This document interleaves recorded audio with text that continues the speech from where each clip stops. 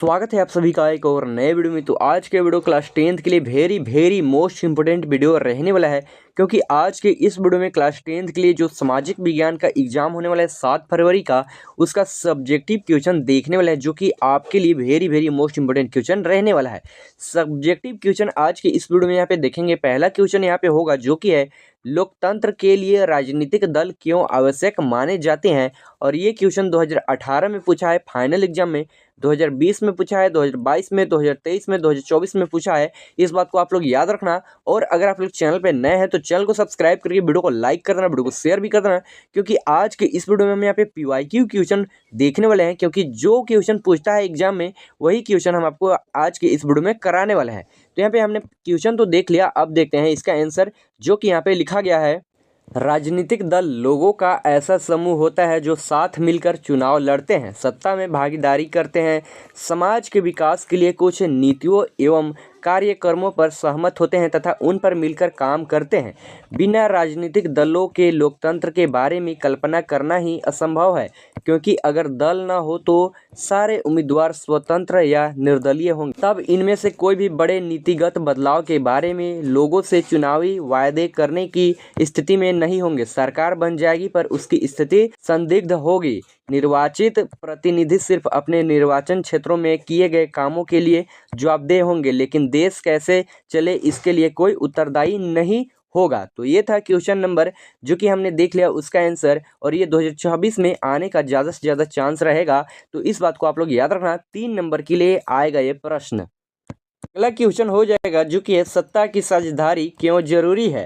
और ये क्वेश्चन 2013 में पूछा है, 2015 में पूछा है, 2019 में और 2024 में फाइनल एग्जाम में पूछा है। 3 नंबर के लिए इस बात को आप लोग याद रखना। तो यहाँ पे क्वेश्चन तो हमने देख लिया, अब देखते हैं इसका आंसर, जो कि है टकराव को रोकने के लिए। और यहाँ पे लिखा गया है, सत्ता की साझेदारी जरूरी है इसलिए क्योंकि इससे सामाजिक समूहों के बीच टकराव का अंदेशा कम हो जाता है। चूंकि सामाजिक टकराव आगे बढ़कर अक्सर हिंसा और राजनीतिक अस्थिरता का रूप ले लेता है, इसीलिए सत्ता में हिंसा दे देना राजनीतिक व्यवस्था के स्थायित्व के लिए अच्छा है। बहुसंख्यक समुदाय की इच्छा को बाकी सभी पर थोपना तात्कालिक तौर पर लाभकारी लग सकता है और आगे चलकर यह देश की अखंडता के लिए घातक हो सकता है। बहुसंख्यकों का आतंक सिर्फ अल्पसंख्यकों के लिए ही परेशानी पैदा नहीं करता, अक्सर यह बहुसंख्यकों के लिए भी बर्बादी का कारण बन सकता है।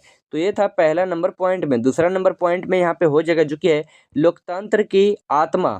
सत्ता की साझेदारी वास्तव में लोकतंत्र की आत्मा है। लोकतंत्र का अर्थ ही होता है कि जो लोग इस शासन व्यवस्था के अंतर्गत हैं उनके बीच सत्ता को बांटा जाए और ये लोग इसी ढंग से रहे। इसीलिए वैध सरकार वही है जिसमें अपनी भागीदारी के माध्यम से सभी समूह शासन व्यवस्था से जुड़ते हैं। तो ये था जो क्वेश्चन नंबर 42 था, उसका आंसर हमने यहाँ पे देख लिया। और ये क्वेश्चन है वो 2026 के फाइनल एग्जाम में आपको 3 नंबर के लिए देखने को मिलेगा।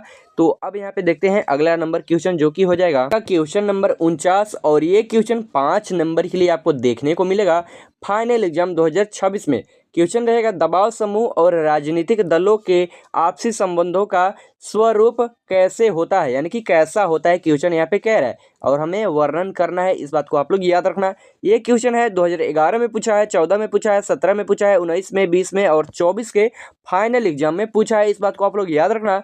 और 5 नंबर के लिए पूछा है। कितने नंबर के लिए? 5 नंबर के लिए। तो यहाँ पे हमने क्वेश्चन तो देख लिया, अब करते हैं इसका आंसर। राजनीतिक दल की एक शाखा के रूप में कुछ मामलों में दबाव समूह राजनीतिक दलों द्वारा ही बनाए गए होते हैं अथवा उनका नेतृत्व राजनीतिक दल के नेता करते हैं। कुछ दबाव समूह राजनीतिक दल की एक शाखा के रूप में काम करते हैं। उदाहरण के लिए भारत के अधिकतर मजदूर संगठन और छात्र संगठन या तो बड़े राजनीतिक दलों द्वारा बनाए गए हैं अथवा उनकी संबद्धता राजनीतिक दलों से है। ऐसे दबाव समूहों के अधिकतर नेता अक्सर किसी न किसी राजनीतिक दल के कार्यकर्ता और नेता होते हैं। दूसरा पॉइंट में हो जाएगा जो कि है नए दल। ऐसे भी कुछ उदाहरण है जब किसी बड़े आंदोलन से राजनीतिक आंदोलन का जन्म हुआ है। उदाहरण के लिए असम गण परिषद, जो कि असम की एक प्रमुख राजनीतिक पार्टी है, का जन्म छात्र आंदोलन से हुआ।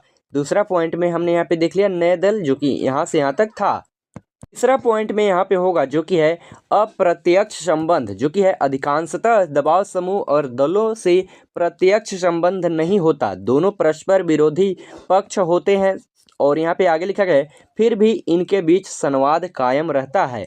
और यहाँ पे लिखा गया है सुलह की बातचीत चलती रहती है, आंदोलनकारी समूह नए नए मुद्दे उठाते हैं और राजनीतिक दलों के अधिकार नए नेता दबाव समूह अथवा आंदोलनकारी समूहों से आते हैं।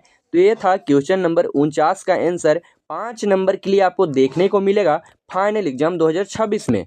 अगला क्वेश्चन है क्वेश्चन नंबर 50, जो कि है भारतीय अर्थव्यवस्था के विकास में तृतीय क्षेत्र कोई महत्वपूर्ण भूमिका नहीं निभा रहा है, क्या आप इससे सहमत है? ये क्वेश्चन आपको 5 नंबर के लिए देखने को मिलेगा 2026 के फाइनल एग्जाम में। और यहाँ पे बता दे तो 2010 में यही क्वेश्चन पूछा गया था 5 नंबर के लिए, 12 में भी, 16 में भी, 20 में भी और 24 में भी यही सेम टू सेम क्वेश्चन देखने को मिला था 5 नंबर के लिए। तो हमने यहाँ पे क्वेश्चन देख लिया, अब करते हैं इसका आंसर। तो आंसर में यहाँ पे लिखा गया जो कि है जीडीपी से हमारा तात्पर्य तीनों क्षेत्रकों के उत्पादों के योगफल से है, इसे सकल घरेलू उत्पाद भी कह दिया जाता है।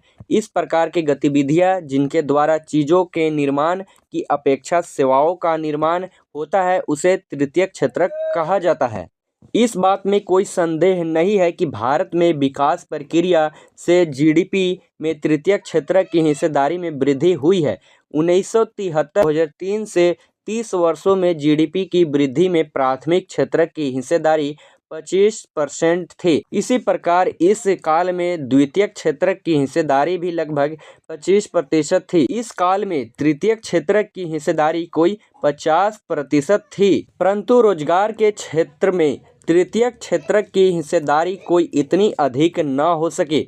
वर्ष 2000 में रोजगार के क्षेत्र में प्राथमिक क्षेत्र की हिस्सेदारी 60% थी, द्वितीय क्षेत्र की 18% और तृतीय क्षेत्र की 22%। इस प्रकार रोजगार के क्षेत्र में वर्ष 2000 में प्राथमिक क्षेत्र की हिस्सेदारी सबसे अधिक थी। यहाँ अभी भी 66% के लगभग लोग कार्यरत थे। इस प्रकार हम कह सकते हैं कि तृतीय क्षेत्र की जीडीपी में तो हिस्सेदारी बढ़ी है, परंतु रोजगार के क्षेत्र में अभी इतनी नहीं बढ़ी है। इस ओर भी प्रयत्न जारी है, भविष्य में रोजगार के क्षेत्र में भी तृतीय क्षेत्र की भागीदारी बढ़ने की संभावना है। तो ये था क्वेश्चन नंबर 50 का आंसर, जो कि हमने यहाँ पे देख लिया। और ये आपको फाइनल एग्जाम यानी कि 2026 के फाइनल एग्जाम में आपको 5 नंबर के लिए ये प्रश्न देखने को मिलेगा। अगला क्वेश्चन है क्वेश्चन नंबर 51, जो कि है G77 क्या है? G77 को ब्रेटन वुड्स की जुड़वा संतानों की प्रक्रिया किस आधार पर कहा जा सकता है, व्याख्या कीजिए। क्वेश्चन तो यहाँ पे अच्छा है और ये क्वेश्चन 5 नंबर के लिए आपको देखने को मिलेगा। और बता दे तो जो 2012 में ये क्वेश्चन पूछा गया है फाइनल एग्जाम में, 2020 में और 2024 में। तो यहाँ पे अगर हम देखें इस क्वेश्चन का आंसर तो यहाँ पे लिखा गया है G77 विकासशील देशों का एक समूह है जो नई अंतर्राष्ट्रीय आर्थिक व्यवस्था NIEO को प्राप्त करने के लिए सामूहिक रूप से काम करता है। दूसरा पॉइंट में यहाँ पे हो जाएगा जो कि है IMF और विश्व बैंक ब्रेटन वुड्स के दोहरे समझौतों की असंतोषजनक सेवाओं के कारण नए आज़ाद हुए मुल्कों ने G77 का संगठन किया। तो ये था दूसरा नंबर पॉइंट।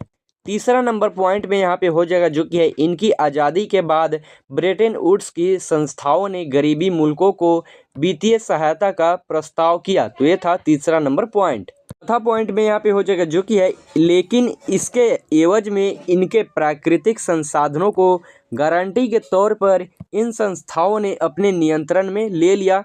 तो ये था चौथा नंबर पॉइंट। पांचवा नंबर पॉइंट होगा जो कि इस प्रकार विकासशील देश जो विकसित देशों की भांति औद्योगिक विकास की राह पर चलना चाहते थे, ब्रेटन वुड्स की संस्थाओं ने उनका मार्ग अवरुद्ध कर दिया। प्रतिक्रिया स्वरूप G77 या समूह 77 अस्तित्व में आ गया। तो ये था पांचवा नंबर पॉइंट। तो आज के लिए इतना ही, हम मिलते हैं किसी और वीडियो में। आप लोग चैनल को सब्सक्राइब एंड वीडियो को लाइक एंड वीडियो को शेयर कर देना।